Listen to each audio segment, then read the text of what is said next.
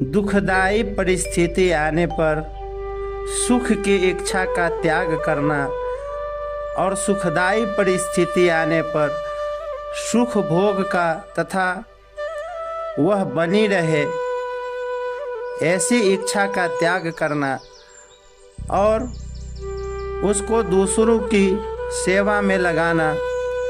इस प्रकार सदुपयोग करने से मनुष्य दुखदाई और सुखदाई दोनों परिस्थितियों से ऊंचा उठ जाता है, अर्थात उसका कल्याण हो जाता है। सृष्टि से पूर्व परमात्मा में मैं एक ही अनेक रूप में हो जाऊं, ऐसा संकल्प हुआ। इस संकल्प से एक ही परमात्मा प्रेम वृद्धि की लीला के लिए, प्रेम का आदान प्रदान करने के लिए स्वयं ही श्री कृष्ण और श्री जी श्री राधा इन दो रूप में प्रकट हो गए। उन दोनों ने परस्पर लीला करने के लिए एक खेल रचा। उस खेल के लिए प्रभु के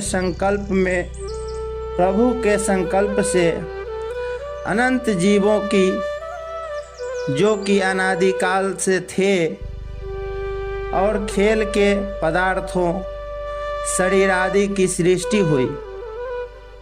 खेल तभी होता है जब दोनों तरफ के खिलाड़ी स्वतंत्र हो। इसलिए भगवान ने जीवों को स्वतंत्रता प्रदान की। उस खेल में श्री जी का तो केवल भगवान की तरफ ही आकर्षण रहा। खेल में उनसे भूल नहीं हुई, अतः श्री जी और भगवान में प्रेम वृद्धि की लीला हुई। परंतु दूसरे जितने जीव थे उन सब ने भूल से संयोगजन्य सुख के लिए खेल के पदार्थों को उत्पत्ति विनाशशील प्रकृति जन्य पदार्थों के साथ अपना संबंध मान लिया, जिससे वे जन्म मरण के चक्कर में पड़ गए।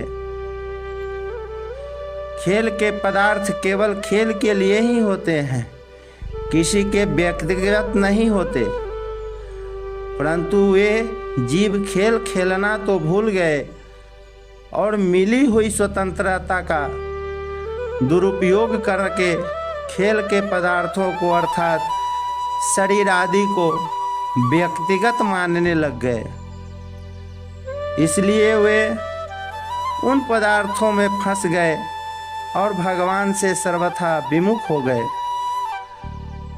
अब अगर वे जीव शरीर आदि उत्पत्ति विनाशशील पदार्थों से विमुख होकर भगवान के सन्मुख हो जाए तो वे जन्म मरण रूप महान दुख से सदा के लिए छूट जाएं।